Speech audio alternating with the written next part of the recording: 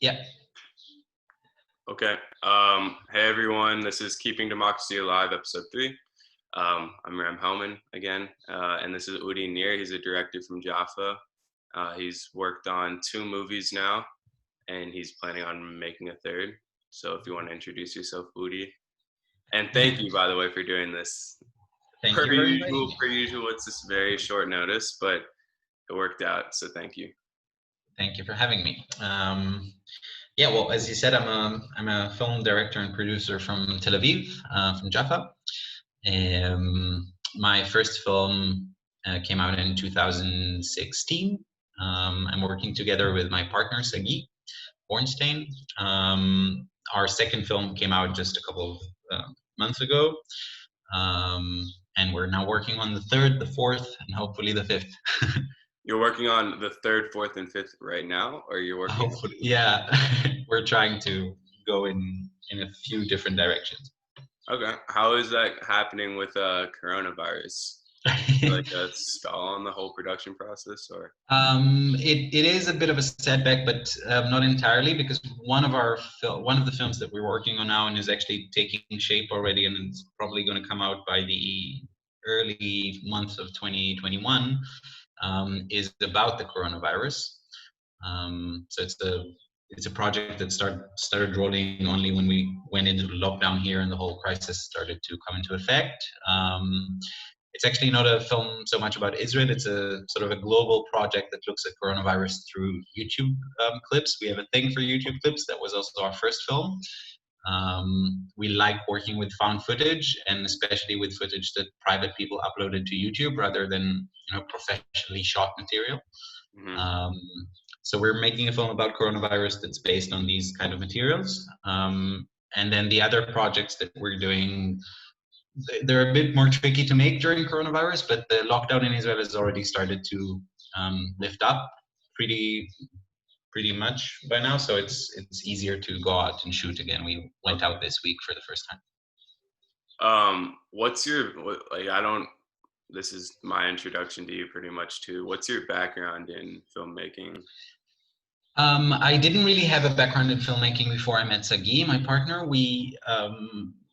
I used to work in theater. I started my professional life in Amnesty International and working for some other human rights organizations in Israel when I was younger. And then I turned to arts and I started doing theater. I studied a bit of drama writing. And I wrote and assistant directed a couple of shows, but then I met Sagi, and he was doing documentaries for 15 years already and brought me in, and I fell in love, so I'm here. And then, so you met Sagi, and then did you guys immediately start working on that first film? Pretty much. After a year, we started working on our first film. So you want to tell people what that first film's about? Yeah, it's called Uploading Holocaust. It was a very unique documentary. It was the first, as far as we know, that was based entirely on YouTube materials, as I said before. So what the film is about is something called The Journey to Poland, which is, some people maybe have heard of it, but it's a humongous and weird I've done it personally. And you've done it? Yeah, in high school, I went to a Jewish private school, and they do a 6-week-ish trip where you go to Israel for like a week and a half, and you learn about Israel, and then you go to Poland and you go and do like this whole Holocaust experience, and then you go back to Israel. So I've been there. I've lived it. Yeah, I did it as well when I was 7. Sagi didn't do it, but I did it when I was 17. It's a weird thing because it started in the late 80s, early 90s, when the Iron Curtain started to lift. It started with teachers in Israel who were, most of them were Holocaust survivors themselves, and they wanted to take their students and show them the places that they were teaching them about when they were teaching them about the Holocaust. But it was a very personal initiative. Again, they were Holocaust survivors themselves, so it was very personal and intimate. And it started out with a couple of dozens tops every year. It was a very small initiative, and it grew and grew and grew in popularity over the years. And now we're at a point where it's a quarter of all Israeli high school students every year. So it's massive amounts of students going there, and it also made this whole educational journey into some kind of monster, I would say, both on the pedagogical level and on the let's say production or organization level. It has many flaws and many problems about it, some of which the ones that we dealt with less in the film were the financial issues, because one of the major issues with this journey is that it's not it's heavily recommended and encouraged by the state, but it's not funded by the state. Which results in richer kids being able to go and poorer kids not being able to go, and a whole mess with that issue. But we chose to leave that apart for the film and focus on what's usually less under scrutiny, and that's the pedagogy of this journey, which, to sum it up very simply, of course it's more complicated than that, and it depends on the journey and on the teacher, but generally speaking, it's a very I would say it's a very narrow perspective of the Holocaust. And the narrative that this journey offers, at least the ones made, I don't know which one you went on, because I'm assuming it's not the regular one that comes out of Israel. Yeah, I did like a trip where I went to like Birkenau, just generally Auschwitz and Warsaw, like. So Warsaw, yeah. The ones that go out from Israel usually go something like, they go out for a week, and within that week they usually visit at least 3 ghetto sites, at least 4 concentration camps, and at least 5 or 6 other killing sites or places. So it's really intense. It's packed with it. It's very intense, and it's even more than the intensity of it. It's pushing the students really to the edge. I mean, it's this kind of. What do you mean by that? I mean, if you watch the film, you can see some examples, but it's the way this thing is structured is, first of all, in terms of narrative, the narrative is very simple, very direct, and I would say very unwise when you want to talk about something as complicated as the Holocaust. Yeah. And basically, all it offers is this simple solution, or this simple line saying Jews were persecuted, then Israel was established. Now we have to have the strongest army possible to never go through that again. Yeah. But they don't deal with any questions, with any of the huge moral questions that come out of the Holocaust, questions of civil disobedience, and what happens when nationalism is on the rise, what happens when the state acts violently, what happens, all these major questions that I think are the core issues that come out, and the universal issues that come out of dealing with the Holocaust, they're basically not dealt with.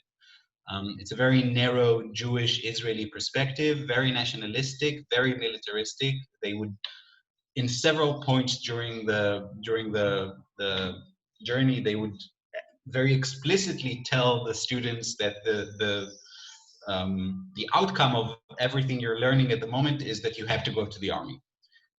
So it's really used as a mechanism of raising the morale and getting more children basically to go into the army a year later with more motivation, Yeah, it's pretty messed up.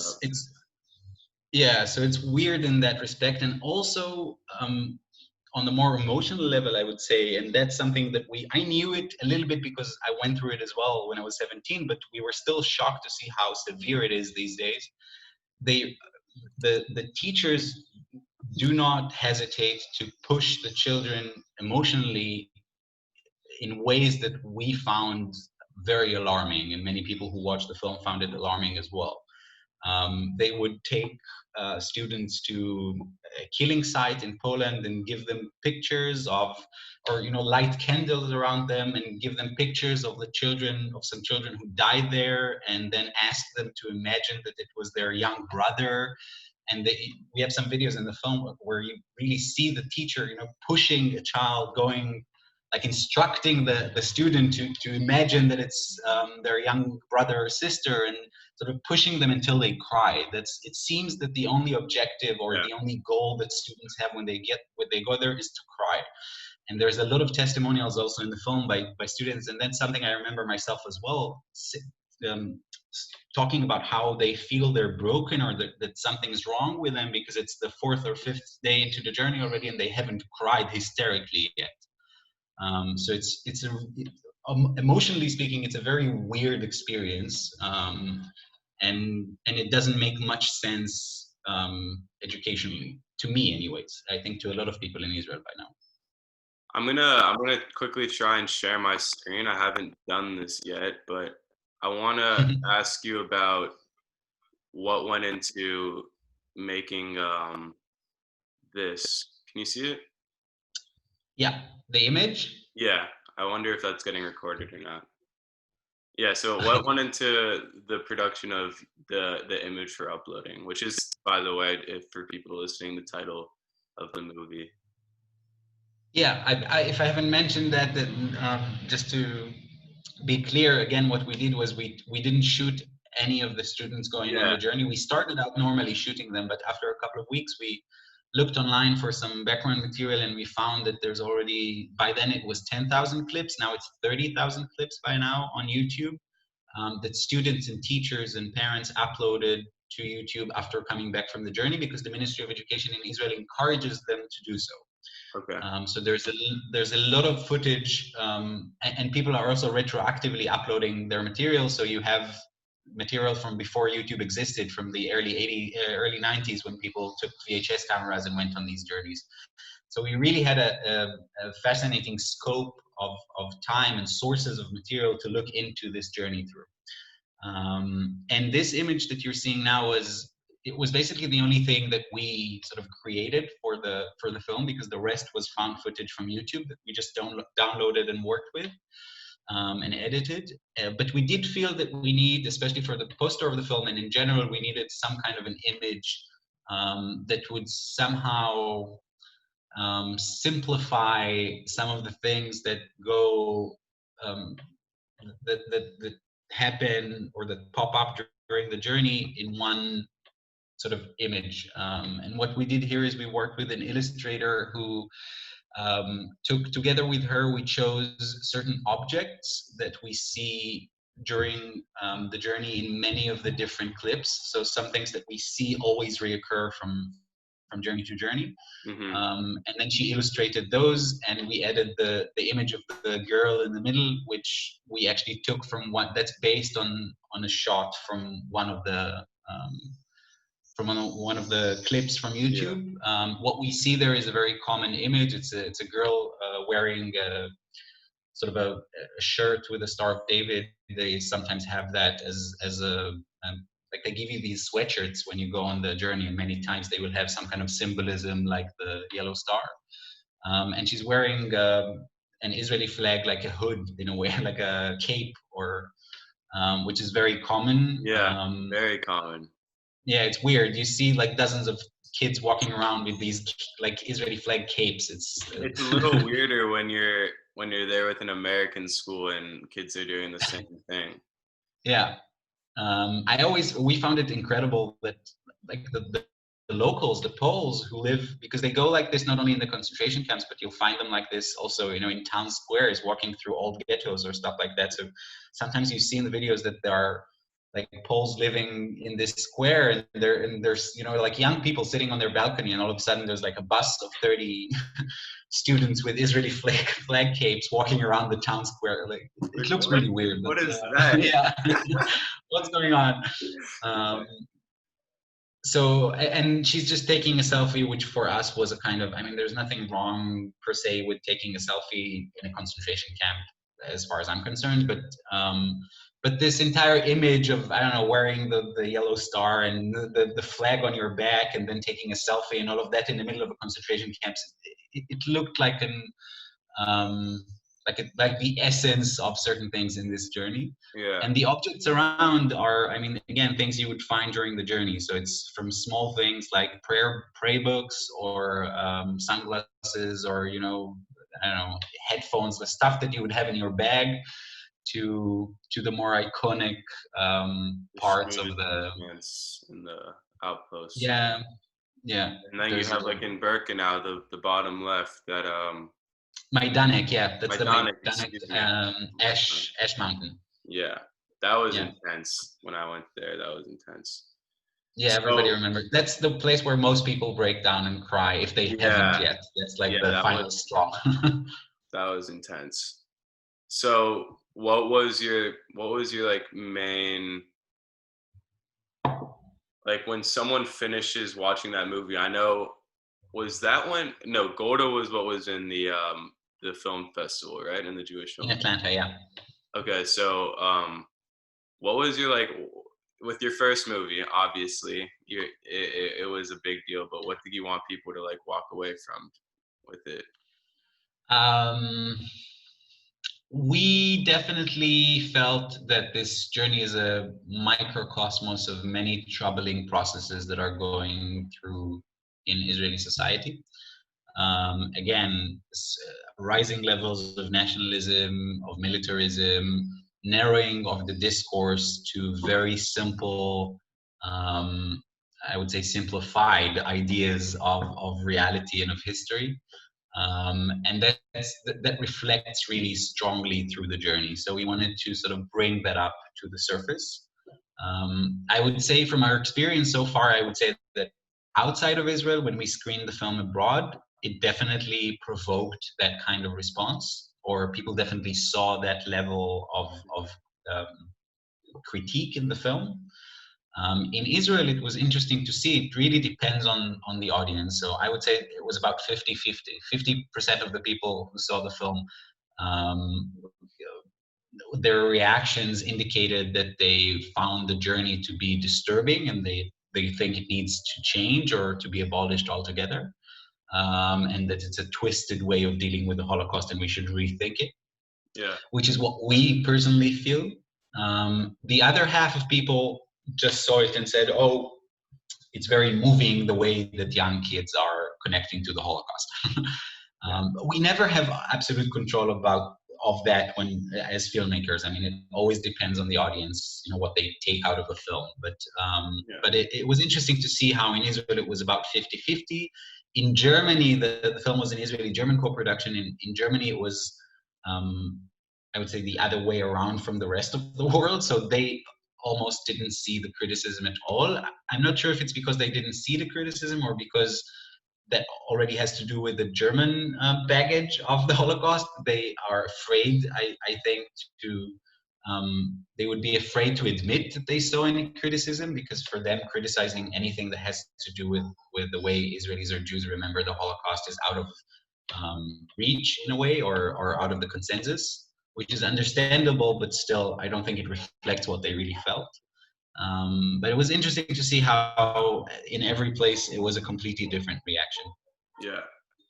So how did between 2016 and 2019, what inspired you guys to do the Golda Meir film? We absolutely didn't think that we were going to make a Golda film. She's not a very popular or positively remembered character in Israel. She's actually usually considered the worst prime minister we've ever had. That's super interesting, because I have very vivid memories from my Jewish day school education of Golda Meir, and like learning about Golda Meir and how special of a person she was.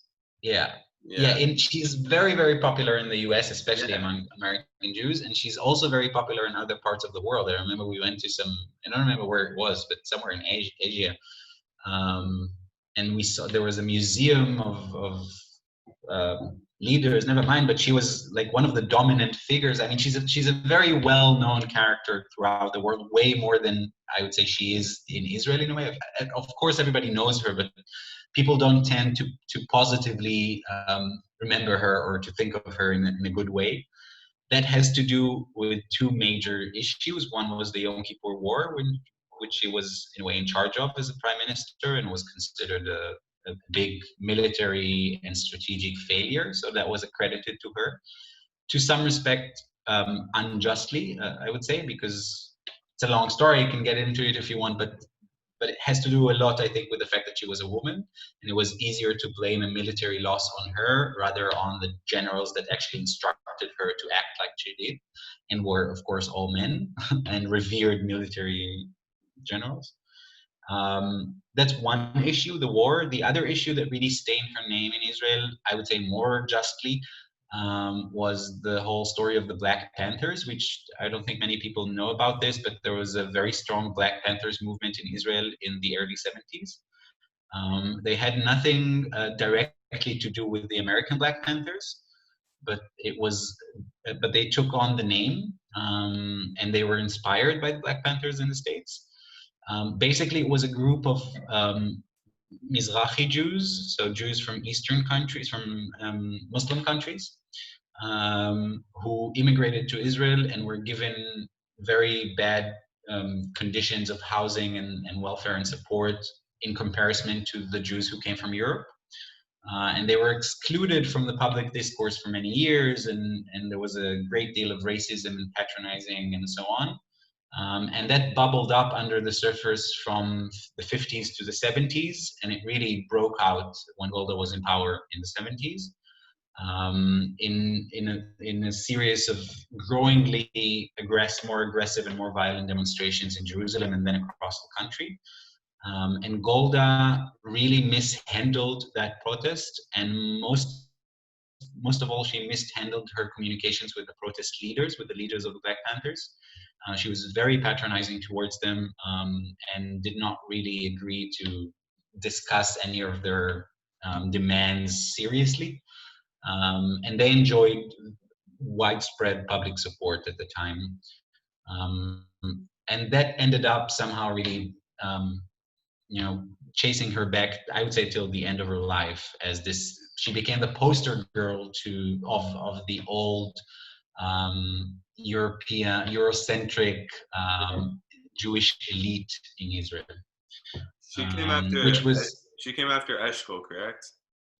She came after Eshkol, yeah. Eshkol passed away from a heart attack after Israel conquered the West Bank and the Gaza Strip and the Sinai Desert. So a big military win in 1967. Then he basically freaked out and died, yeah. To put it simply. Yeah.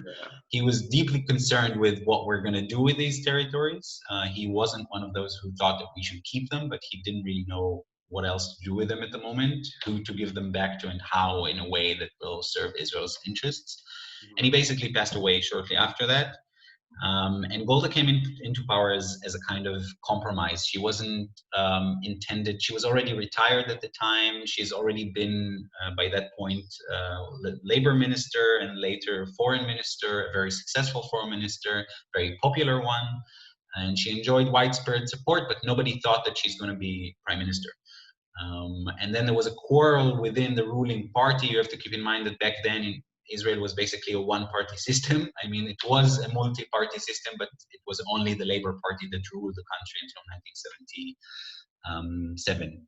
So when Golda came into power, it was still well within this time, and there was a quarrel within the Labour Party between the two young fractions of the party, and the older generation thought that it's a bad idea to let them quarrel, and we should just bring someone from the old generation to sort of babysit the country until the elections after Eshkol died.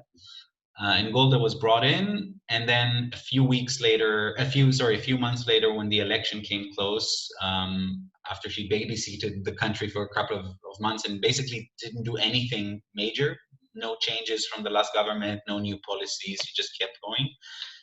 But she became very, very popular. And by the end of the first year of her term, when she comes to the election, when she started her term, she had 5% support in the public in her ability to rule the country.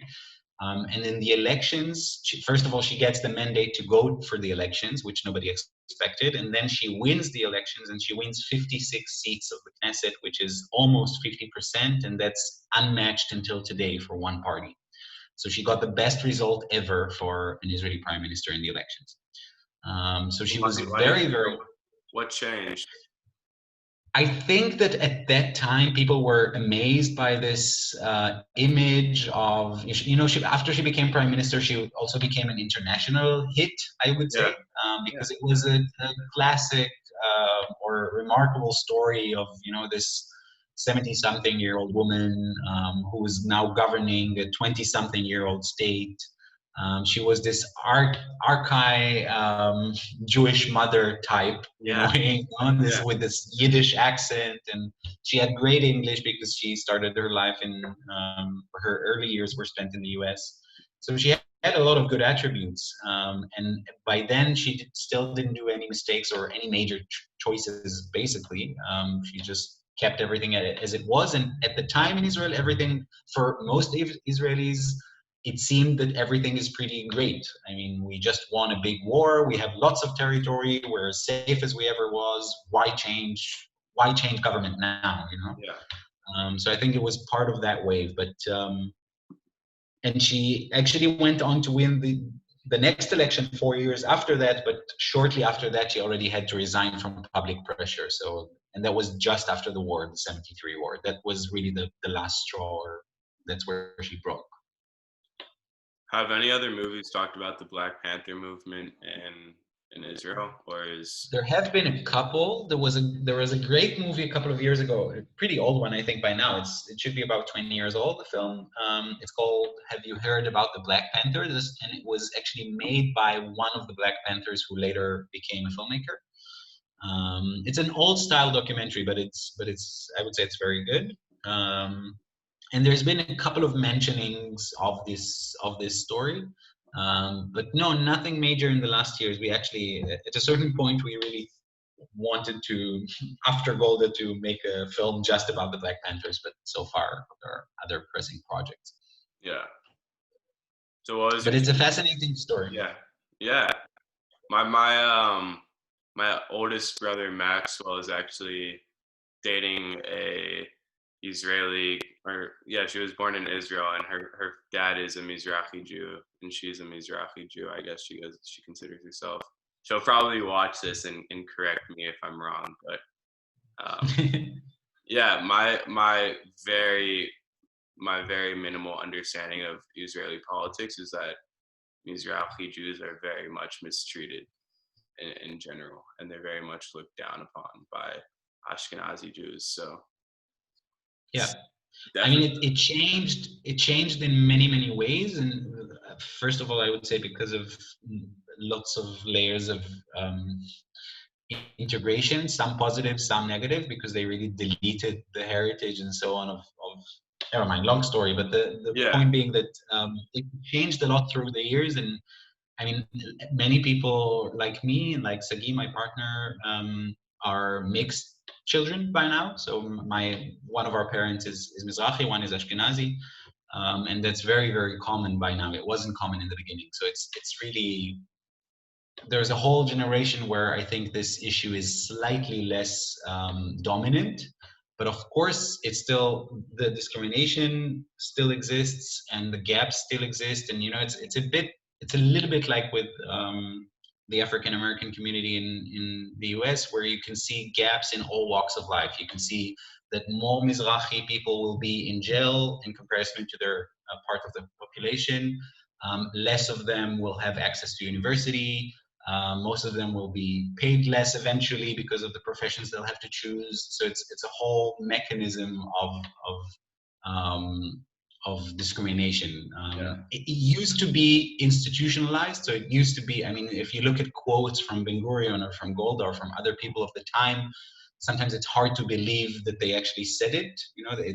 Like pure, clear-cut racist quotes, not something that that to date will be milder. So most of the time, politicians and senior statesmen wouldn't talk that way, and there's a pretense of everything's equal now. But of course, under the surface, it's years and years of neglect and discrimination that are still affecting people's lives. yeah. So your third movie. I mean, obviously you said third, fourth, and fifth, but let's focus on the third one. So again, just Palestinian Israeli conversation? Like what's going into that, and what's this trend of like the Holocaust movie, the Golda movie? Is there a trend? Is there a commonality amongst the three? Do you think that they're like pretty distinct, or is there like a general message that you're trying to get across? No, I think we're moving from thing to thing as we find our interest in different aspects of the reality, but and stories that we encounter and so on. But the third film it's somehow linked to the two others because it's a bit historical. It doesn't take place now as much as it looks back and reflects on the past. But basically, a couple of years ago, so the whole thing started from a need that we felt to mediate between the different historical narratives. So we realized at a certain point that we know very little of the Palestinian historical narrative. And we realized that most Palestinians know very little about the Israeli historical narrative, and we don't side with any of the narratives, not ours, not theirs. It's not I don't think that the Israeli story is true or the Palestinian story is true. The reality is always more complicated and layered than that. But I do feel that it's crucial to know both narratives if you ever want to build any kind of bridge or dialogue. And to also develop some empathy and to know, to get Israelis and Palestinians to even know each other or each other's histories. And then we encountered a book that was published, I think 2008. It was a project done by two professors, one from Tel Aviv University, one from Bethlehem University in Palestine. They teamed up and they researched together with a group of teachers and students. They did a kind of test, I would say, of drafting parallel historical narratives. So it's a whole approach that tries to deal with an ongoing conflict. So it's not about looking back at something that happened and drafting that narrative retrospectively, but realizing that the conflict still goes on, the disagreements still affect people's lives. There's no balance of power. There's still one side that's stronger and one side that's weaker. So it's an interesting approach anyways. And what they did is they asked each group, so a group of Israeli teachers and a group of Palestinian teachers, they asked each group to draft their own historical narrative, almost like in bullet points, the major events in our history from the beginning of the century until now. And then they did an interesting process when they basically switched the texts. So the Palestinians reflected on the Israeli draft of their narrative and vice versa. And the dialogue of translating these narratives and making them accessible in that context for students. So how would we as Israeli teachers teach the Palestinian narrative to our students? And how will we help them deal with the gaps between that and the Israeli narrative? And that process really fascinated us. And what we want to do is to try and to repeat basically the same process of drafting a narrative and then reflecting on it and rewriting it together as parallel narratives with a group in a film context. So with actually telling the historical stories as a film scene, not just writing them. And we want to do that in collaboration with a group of Palestinian filmmakers. It's a difficult project to erect, and we're still working on it. And finding partners is not easy because it's very complicated many times for Palestinian not only filmmakers but also for Palestinian filmmakers to work with Israeli filmmakers, because it's somehow tricky also for Israelis, but not really. And for Palestinians, I think it can be really, really hard. Because there can be consequences, or some people have experienced violence and stuff like that if they collaborated officially with Israelis. So one of the things that we're looking into is working in a third country or through a third party, not working, not here, not in Palestine, but elsewhere. And anyways, still on the search for the right partners to go on this journey with. That's a very incredible and inventive way to make a movie. I mean, I think that, first of all, I'm really glad that I'm interviewing you, because so far, I mean, I've only done 2 episodes, but so far it's primarily been focused on America. And I think it's an interesting little shift to have it about Israel and have people think about how these problems of social justice aren't just particular to America, but to Israel as well. But yeah, I just had to write a paper about the West Bank and about the settled territories and the settlements, and it's so crazy. There's so much to it, and it's so hard because, exactly like you said, both sides have their own history. They're both so layered. By the way, feel free to smoke a cigarette if you want. Thank you.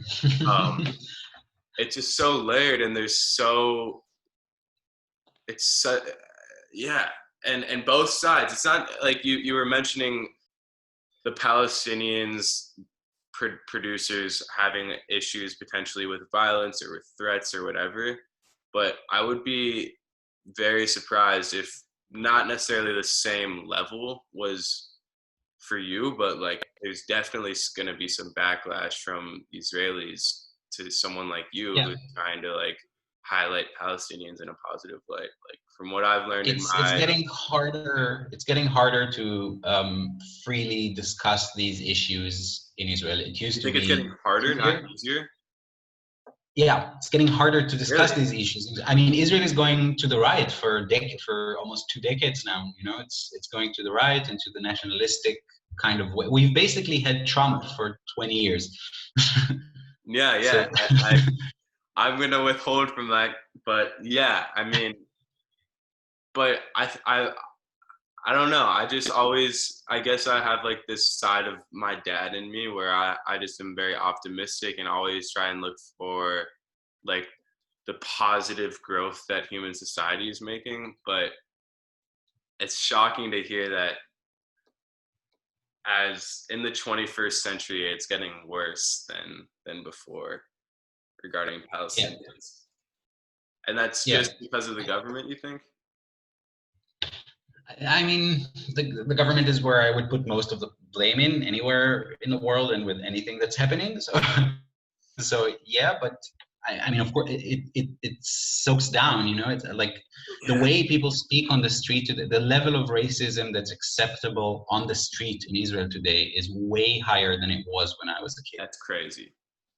Yeah, it's the other way. Of course, not in certain things. I mean, if you talk about homophobia, for example, then the way people speak about LGBT people has gone, not everywhere, not all the time, but that's gone much better. I mean, it's way less acceptable to publicly state homophobic statements these days. And Mizrahi Jews too, yeah. For the large part, not always. Mizrahi Jews as well have had. Yeah, absolutely. That's also it's even, I would say it's even less common now to make these kind of Mizrahi or Ashkenazi jokes, or to even refer. You know, it's become a touchy subject. Yeah.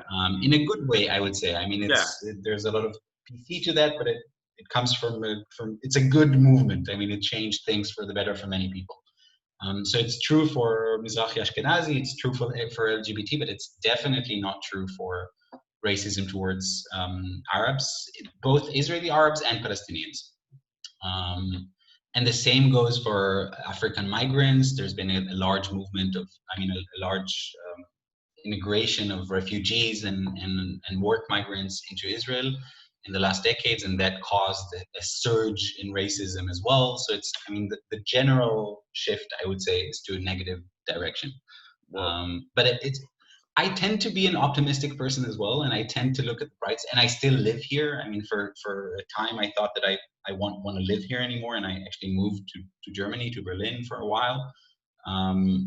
But then I ended up coming back, and I still have a lot of hope and a lot of love and a lot of connection to this place, and I believe in the potential that exists here. But that's on one hand. But on the other hand, I mean, you know, I was born in 1990. My first memory in my life is Rabin, the prime minister, getting killed. It's the first thing that I remember that night. And that really, not just the murder, but what came more than the murder, what came after that, the fact that Bibi Netanyahu, who was inciting against Rabin weeks before he was murdered, then became prime minister and has basically stayed prime minister since then with short breaks in between. That is a process that's hard for me to find any optimism in. And what we see now these days is even crazier. I mean, it's under the pretense of the coronavirus, of fighting the coronavirus, which was, of course, true and important to fight. But under that umbrella, he introduced a series of horrible decisions, including following people's, tapping to people's phones, banning demonstrations for a while, closing down the courts so he doesn't have to go to trial because he has corruption charges standing against him. So this place is getting less and less democratic, and the situation is more and more alarming in my experience. So it's getting to the time where we have to wrap up. Unfortunately, I'd love to stay in contact with you though. So I guess the two things I like to ask at the end of these interviews so far are just like, what do you want people to take away from this interview, and if anything, and where can they find your films, and where will they be able to find, or when will they be able to expect your next film, one of your next 3, 4, 5 films to come out? Uploading Holocaust, the first film about the journey to Poland, you can go on to www.udivsagi.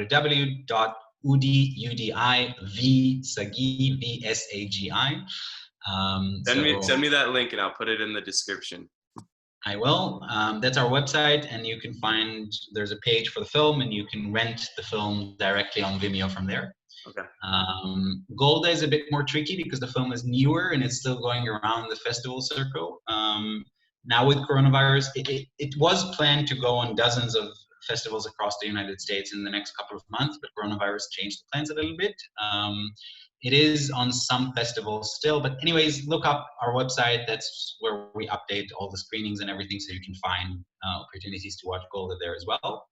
And our next films, hopefully starting early 2021, the film about the coronavirus, and then the rest might take a year or two more. So our website is the best place to check it out. Right. And what would I like people to take out of this interview? Big question. The big question. It's always a big question. Yeah. I mean, it depends on what topic. Maybe, let's say. I mean, it depends on. Or, I mean, in general. Yeah, I mean, you're right, because I did ask earlier about if there's a trend, and you said they're pretty distinct. So it would be a lot to ask you to do a general takeaway. I guess just like, how about a takeaway about Israel? Because clearly there's a theme of Israel between the 3 films. And yeah, if there's something that you want people to tune into regarding Israeli politics, regarding Israel, and nationalism seems to be a little bit of a trend, and military seems to be a little bit of a trend. So yeah, I would urge people to look for, with anything, but for sure with Israel, to look for complexity. When you try to understand Israel, Palestine, the region, and definitely when you donate or partake in any kind of demonstration or pressure group, or you want to influence the situation somehow, don't settle for anything that lays the reality in a basic, these are right, these are wrong kind of way. It's a very complicated situation. There's a lot of people suffering here, Israelis and Palestinians. There's not a balance between the two sides. And I think that we as Israelis, and for sure also Jews around the world who are somehow involved or active with topics related to Israel, have to dig a little bit deeper and try to find the most complicated and complex answers for their questions about this reality before they act. It's never as easy as it looks, and I think there's a tendency, or at least there used to be a tendency of most American Jews to be very to just go under this umbrella of pro-Israel and not really look into what pro-Israel in this current reality means and what pro-Israel creates for other people who sort of live under Israeli rule but are not citizens of Israel. And I would just urge people to re-examine these issues and to look for a more complicated picture of this reality. There's many ways of doing that, from NGOs to films to any other way, but to keep in mind that it's complicated, and that I don't think anybody here can be happy until everyone is happy or free. So just being pro one side is... Hello. Is that Sagi? That's Sagi, my partner. Hello. Come say hi. Hi. You're catching the end of the interview. We're doing the takeaways. Was it good? Was it good to you? Was he good? Yeah, he was great. He was amazing. He just came out of the editing room the second. But yeah, thank you so much. Sagi, do you have anything you want to say? Anything? No, I think you covered it all. I'm the talker. Yeah. I'm the talker. Got it. All right. Well, thank you so much, Udi. Thank you. Lovely to meet you. Yeah, lovely to meet you as well. Let's definitely stay in touch and send me the link. So this is episode 3. Thank you, everyone. 1 second. Thanks. 1 second.